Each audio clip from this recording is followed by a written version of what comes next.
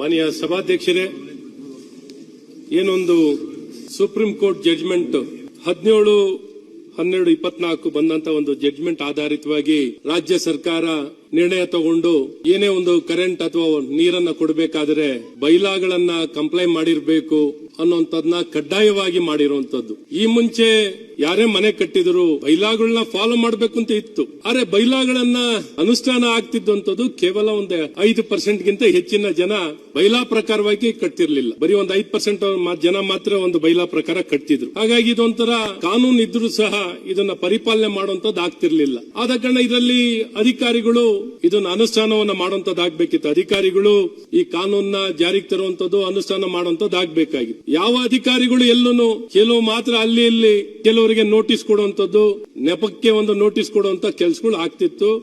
ಮತ್ತು ಅವರಲ್ಲೂ ಹೆಚ್ಚು ಕಡಿಮೆ ಅಂಡರ್ಸ್ಟ್ಯಾಂಡಿಂಗ್ ಇತ್ತು. ಅವರಲ್ಲೂ ಪರಸ್ಪರ ಕಟ್ಟೋರು ಅಧಿಕಾರಿಗಳು ಅಥವಾ ಇಂಜಿನಿಯರ್ಗಳ ಮಧ್ಯದಲ್ಲಿ ಒಂದು ಒಳ್ಳೆ ಒಪ್ಪಂದಗಳು ಇರುವಂತದ್ದು ಇತ್ತು. ಆದ ಕಾರಣ ಇದನ್ನೇನು ಅನುಷ್ಠಾನ ಮಾಡಲಿಲ್ಲ ಅಂದ್ರೆ ಏನು ಆಗಲ್ಲ ಅನ್ನುವಂಥದ್ದು ಪ್ರತಿಯೊಬ್ಬರಲ್ಲಿತ್ತು. ಸಿಸಿ ತಗೊಳ್ಬೇಕು ಅಂತಾನೆ ತುಂಬಾ ಜನ ಕಟ್ಟಡ ನಿರ್ಮಾಣ ಮಾಡೋರಿಗೆ ತುಂಬಾ ಜನಕ್ಕೆ ಗೊತ್ತೇ ಇರಲಿಲ್ಲ ಈ ರೀತಿ ಸಿಸಿ ಅನ್ನೋದು ಇದೆ ಅನ್ನೋದು. ಓಸಿ ಅನ್ನೋಂಥದ್ದು ತುಂಬಾ ಜನ ತಗೊಂಡಿಲ್ಲ. ಕೆಲವರು ಮಾತ್ರ ಕಮರ್ಷಿಯಲ್ ಬಿಲ್ಡಿಂಗ್ ಅವ್ರು ಮಾತ್ರ, ಯಾರ ಅಪಾರ್ಟ್ಮೆಂಟ್ ಅಥವಾ ಕಮರ್ಷಿಯಲ್ ಬಿಲ್ಡಿಂಗು ಯಾರೇ ಮಲ್ಟಿನ್ಯಾಷನಲ್ ಕಂಪನಿ ಬಾಡಿಗೆಗೆ ಬರಬೇಕು ಅಂದ್ರೆ ಓಸಿ ಬೇಕೇ ಇತ್ತು. ಆ ಓಸಿ ಇಲ್ದರೆ ಯಾರು ಬಾಡಿಗೆಗೆ ಬರ್ತಿರ್ಲಿಲ್ಲ.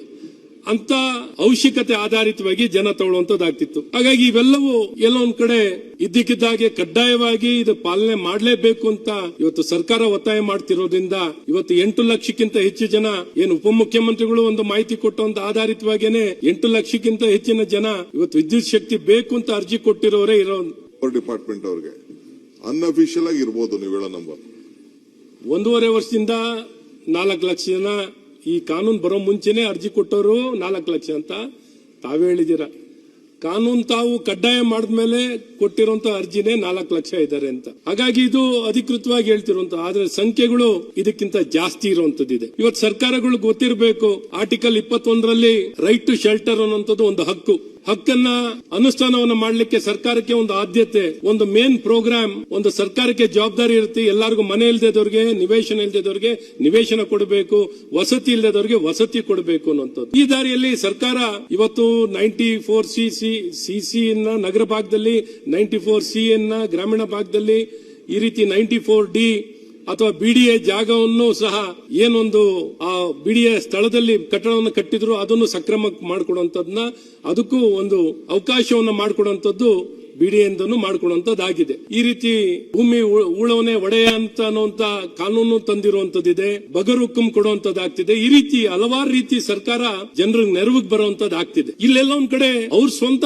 ಜಾಗದಲ್ಲಿ ಅವ್ರ ದುಡ್ಡು ಕೊಟ್ಟು ಸ್ವಂತವಾಗಿ ಕೊಂಡ್ಕೊಂಡು ಮನೆ ಕಟ್ಟಿ ಒಂದಿಷ್ಟು ಕಾನೂನು ಉಲ್ಲಂಘನೆ ಆಗಿರುವಂತದ್ದಿದೆ. ಆದ್ರೆ ಅದಕ್ಕೋಸ್ಕರನೇ ನಾವು ಅವರಿಗೆ ಇವತ್ತು ಯಾವ ಕಾರಣದಲ್ಲೂ ಬೈಲಾವನ್ನ ಫಾಲೋ ಮಾಡಲಿಲ್ಲ ಅಂದ್ರೆ ಅವ್ರಿಗೆ ಓಸಿ ಕೊಡಲ್ಲ, ಅವ್ರಿಗೆ ಕರೆಂಟ್ ಓಸಿ ಇಲ್ಲ ಅನ್ನೋದಕ್ಕೆ ಕರೆಂಟ್ ಕೊಡಲ್ಲ, ನೀರ್ ಕೊಡಲ್ಲ ಅಂತ ಇವತ್ತು ಸರ್ಕಾರ ಇಷ್ಟು ಕಟುವಾಗಿ ನಿರ್ಧಾರ ತಗೊಂಡ್ಬಿಟ್ರೆ ಅವ್ರು ಏನ್ ಮಾಡ್ಬೇಕು? ಈ ಕಟ್ಟಿರೋ ಮನೆನ ಏನ್ ಮಾಡ್ಬೇಕು?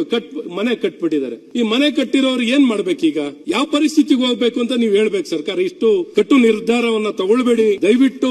ಈಗಾಗಲೇ ಕಟ್ಟಿರೋಂತವ್ರಿಗೆ ಏನಾದ್ರು ಒಂದು ಕಟ್ ಆಫ್ ಡೇಟ್, ಹೇಗೆ ತಾವು ರೆವಿನ್ಯೂ ಸೈಟ್ ಗೆ ಒಂದು ಕಟ್ ಆಫ್ ಡೇಟ್ ಅನ್ನು ಕೊಟ್ಟಿದ್ದೀರಾ, 24ರಿಂದ ರೆವಿನ್ಯೂ ಸೈಟ್ ಗಳನ್ನ ಹೇಗೆ ರಿಜಿಸ್ಟರ್ ಮಾಡಲ್ಲ ಅಂತ ಕಟ್ ಆಫ್ ಡೇಟ್ ಅನ್ನು ಇಟ್ಕೊಂಡು ನೀವು ನಿರ್ಧಾರವನ್ನ ತಗೊಂಡಿದ್ದೀರೋ, ಅದೇ ರೀತಿ ಈಗಾಗಲೇ ಮನೆಗಳನ್ನ ಕಟ್ಟಿರೋರಿಗೆ ಒಂದು ಕಟ್ ಆಫ್ ಡೇಟ್ ಅನ್ನ ತಗೊಂಡು ಅವ್ರು ಒಂದು ರಿಲ್ಯಾಕ್ಸೇಷನ್ ಕೊಡಿ ಅಂತ ಕೇಳ್ಕೊತೀನಿ. ರಿಲ್ಯಾಕ್ಸೇಷನ್ ಕೊಡಿ. ಅದ್ರ ಮೇಲೆ ತಿರ್ಗಾ ನೀವು ಒಂದು ಪೆನಾಲ್ಟಿಗಳನ್ನ ಹಾಕೋದು, ತಿರ್ಗಾ ಈಗಲೇ ಮನೆಗಳನ್ನ ಬಹಳ ಕಷ್ಟದಲ್ಲಿ ಮನೆಗಳನ್ನ ಕಟ್ಟಿದ್ದಾರೆ. ಈಗಾಗಲೇ ಸಾಕಷ್ಟು ಟ್ಯಾಕ್ಸ್ ಗಳನ್ನ, GST ಗಳನ್ನ ಅಥವಾ ಪ್ಲಾನ್ ನಕ್ಷೆಗೆ ಕೊಟ್ಟಿರುವಂತ ದುಡ್ಡು ಅಥವಾ ರಿಜಿಸ್ಟ್ರೇಷನ್ಗೆ ಜಾಗಕ್ಕೆ ಸಾಕಷ್ಟು ಹಣಗಳನ್ನ ಖರ್ಚು ಮಾಡಿದ್ದಾರೆ. ಇವ್ರು ಯಾರು ಸ್ಥಿತಿವಂತರುಗಳೇನಲ್ಲ, ಏನೋ ಬಹಳಷ್ಟು ಕನಸನ್ನು ಹೊತ್ತು ಏನೋ ಒಂದು ಮನೆ ಕಟ್ಕೋಬೇಕು, ನಮ್ಮ ಕನಸಿನ ಮನೆಯನ್ನ ಕಟ್ಕೊಂಡು ನಾವು ಬದುಕಬೇಕು, ಬಾಳ್ಬೇಕು ಅನ್ನೋಂತ ಮನೆಗಳು ಕಟ್ಟೋ ಕಷ್ಟ ಏನು ಅಂತ ನಮ್ಮ ಉಪಮುಖ್ಯಮಂತ್ರಿಗಳಿಗೂ ಗೊತ್ತಿದೆ. ಆ ಗೊತ್ತಿದ್ರು ಸಹ ಎಲ್ಲೋ ಒಂದ್ ಕಡೆ ಇದು ರಿಲ್ಯಾಕ್ಸೇಷನ್ ಅನ್ನ ಮಾಡದೆ ಅವರ ನೆರವಿಗೆ ಬರ್ದೇನೆ ಕೈ ಚೆಲ್ಲಿ ಕೂಲ್ತಿರೋದು ನಿಜಕ್ಕೂ ದುಃಖಕರ. ಅಧಿಕಾರಿಗಳು ಈ ಕಾನೂನ ಪಾಲನೆ ಮಾಡಬೇಕಿತ್ತು.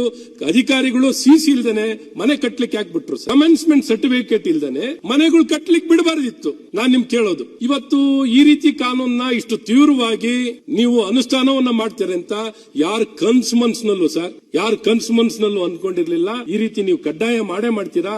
ಕಾನೂನು ಉಲ್ಲಂಘನೆ ಮಾಡಿದ್ರೆ ನೀವೇನು ರಿಲ್ಯಾಕ್ಸೇಷನ್ ಕೊಡಲ್ಲ ಅಂತ ಯಾರು ಅನ್ಕೊಂಡೇ ಇರ್ಲಿಲ್ಲ ಸರ್.